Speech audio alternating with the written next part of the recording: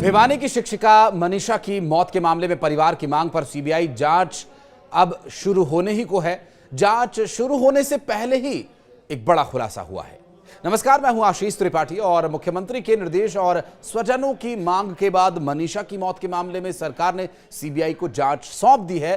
File भी भेजी जा चुकी है और अब अगले 10 दिन में सीबीआई ऊपरी आदेशों के बाद जांच शुरू कर सकती है। मगर जब तक जांच जिला पुलिस के पास रही तब तक हर पहलू से इसकी जांच की गई। मनीषा से जुड़े हर शख्स को जांच में शामिल किया गया। दरअसल हरियाणा के भिवानी में 19 साल की टीचर मनीषा की रहस्यमयी तरीके से मौत की जांच अब सीबीआई जल्द ही शुरू करने वाली है। राज्य सरकार ने परिजनों और ग्रामीणों की मांगों को ध्यान में रखते हुए इसके निर्देश दिए और इस केस को केंद्रीय एजेंसी को जांच के लिए सौंप दिया गया है। सीबीआई की टीम भिवानी पुलिस की जांच से अलग अपनी तफ्तीश करेगी और मनीषा की मौत से पूरे प्रदेश में आक्रोश है, गुस्सा है। पुलिस इसे आत्महत्या बता रही है जबकि परिवार और ग्रामीण इसे हत्या मानते हैं। मनीषा की मौत हत्या थी या आत्महत्या, इसकी गुत्थी को अभी तक सुलझाया नहीं जा सका है और अब सीबीआई ही शायद इस पर से राजफाश करे। लेकिन इस बीच स्कूल के चपरासी से लेकर डायरेक्टर तक से पूछताछ की गई, खाद बीज दुकानदार से भी पूछताछ की गई और अब केस सीबीआई के पास जाने के बाद पुलिस पूछताछ में ये सामने आने वाले मामले या बयान इस मामले में शामिल लोग अपने दैनिक कार्यों में जुट गए हैं। मगर स्कूल स्टाफ हो या खाद बीज के दुकानदार, किसी को भी यकीन नहीं आ रहा कि मनीषा आत्महत्या जैसा कोई कदम उठा सकती है। उसके चेहरे पर अक्सर एक मुस्कान रहती थी, खुश दिल खुश मिजाज वो लड़की थी। हालांकि ये सीबीआई जांच के बाद ही स्पष्ट हो पाएगा कि ये हत्या है या फिर आत्महत्या। अब तक की जांच के आधार पर पुलिस ये मान रही है कि विस्फोट रिपोर्ट में उसके शरीर से जहरीला पदार्थ निकला, तो वहीं मौत का कारण ये वही जहरीला पदार्थ है। मनीषा के हाव भाव से कोई शक तो नहीं हुआ। परिवार वालों ने ये कीटनाशक मंगवाया होगा, ऐसा उस दुकानदार का कहना है जिसका अब ये हालिया बयान सामने है। दरअसल दुकानदार देवेंद्र कुमार ने बताया कि मनीषा अक्सर उसकी दुकान के सामने से पैदल निकलती थी या वहां से गुजरती थी, चूंकि आने जाने का वही रास्ता था। 11 अगस्त दोपहर को करीब 2 बजे वो दुकान पर आई और उसने मोनो 1 लीटर मांगा और उसके हाव भाव सामान्य जैसे ही थे जिस कारण उसे कोई शक नहीं हुआ, इसलिए उसने 1 लीटर स्प्रे मनीषा को दे दिया।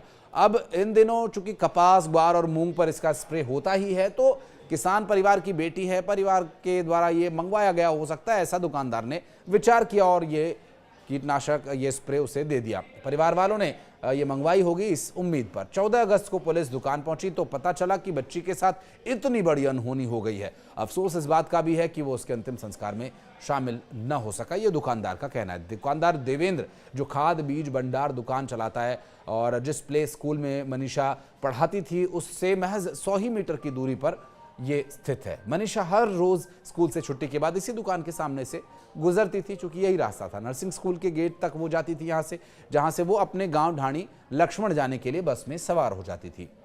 शव मिलने के बाद केमिकल से चेहरा जलाने की अफवाहों को ध्यान में रखते हुए पुलिस की फॉरेंसिक टीम ने ideal nursing college, ideal veterinary college और आइडियल इंटरनेशनल स्कूल की लैब में घंटों जांच की।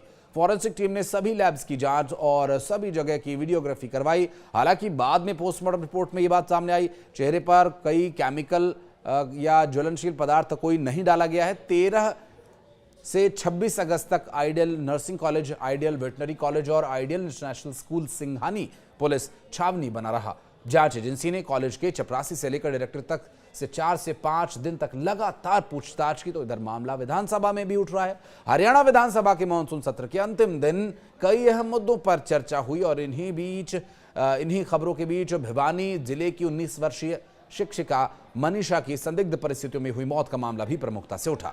कांग्रेस के विधायक विनेश फोगाट ने यह मुद्दा बड़े जोर शोर से उठाया और पुलिस की कार्रवाई पर सवाल खड़े किए। विधायक फोगाट ने आरोप यह लगाया कि मनीषा हत्याकांड के बाद पुलिस द्वारा की जा रही कार्रवाई के चलते दर्जनों निर्दोष युवाओं को हिरासत में ले लिया गया है। बताया जा रहा है कि अब तक 50 से अधिक युवाओं को गिरफ्तार किया जा चुका है, जिनमें कई ऐसे भी हैं जिनका इस मामले से कोई प्रत्यक्ष संबंध नहीं है। विधायक ने सरकार से आग्रह किया कि इन युवाओं को जल्द से जल्द रिहा किया जाए ताकि उनके भविष्य पर संकट न मंडराए। उन्होंने कहा कि ये युवा अपराधी नहीं है, यदि इन्होंने कोई गंभीर अपराध नहीं किया तो इन्हें जेल में रखना अनुचित है। सरकार को मानवीय दृष्टिकोण अपनाना चाहिए। विधायक ने यह भी आरोप लगाया कि पुलिस की कार्रवाई के दौरान कुछ पत्रकारों को भी गिरफ्तार किया गया। उन्होंने यह भी कहा कि मीडिया लोकतंत्र का चौथा स्तंभ है और अगर किसी पत्रकार को सिर्फ इसलिए जेल भेज दिया गया कि उसने इस मामले में रिपोर्टिंग की है तो यह लोकतांत्रिक मूल्यों के खिलाफ है। उन्होंने सरकार से पत्रकारों की गिरफ्तारी पर पुनर्विचार करने की और उन्हें रिहा किए जाने की मांग भी की। दरअसल 11 अगस्त को शिक्षिका मनीषा सुबह बच्चों को पढ़ाने के लिए स्कूल गई लेकिन वापस नहीं लौटी। 13 अगस्त को सिंघानी गांव के खेत में उसका शव मिला। गर्दन पर चोट के निशान थे। स्वजनों ने हत्या के आरोप लगाए हैं। ग्रामीणों ने रोड पर जाम लगाकर प्रदर्शन भी किया और स्वजनों ने पोस्टमार्टम के बाद शव लेने से भी इनकार कर दिया था।